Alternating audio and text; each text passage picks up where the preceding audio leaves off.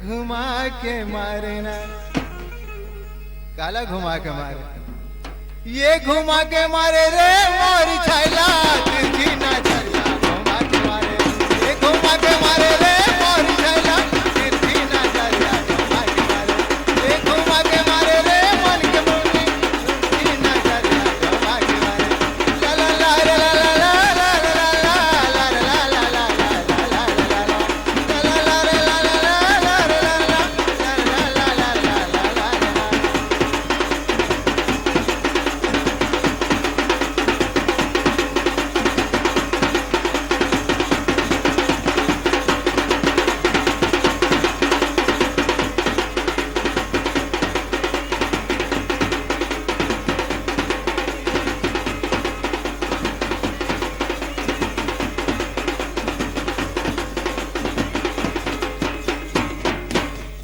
तो बासीला खाए तय अढ़ाई कांवरा गा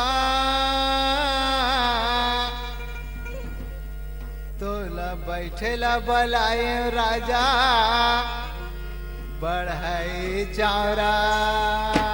सुना था भैया घोड़ा वाले। तो बासीला खाए तय अढ़ाई कांवरा गा तोला बैठेला बलाए बढ़ाई चावरा। ये बढ़ाई चावरा रे मोर छैला तिरछी नजरिया भावा के मारे ए भावा के मारे रे मोर छैला तिरछी नजरिया भावा के मारे ला ला ला ला ला ला ला ला ला ला ला ला ला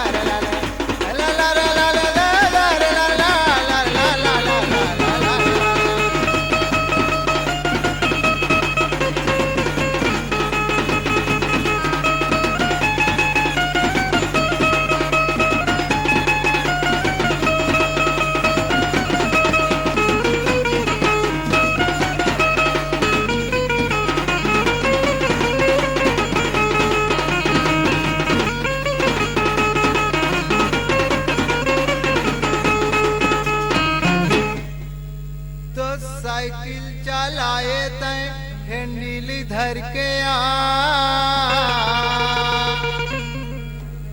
तोला रतिहा बलाए कंडील धर के। तो साइकिल चलाए तय हैंडल धर के आ तोला रतिहा बलाए कंडील धर के।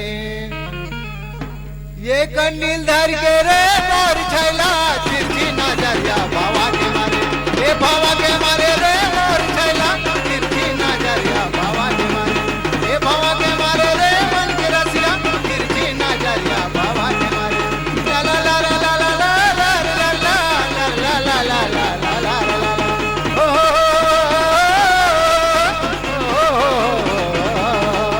ला ला ला ला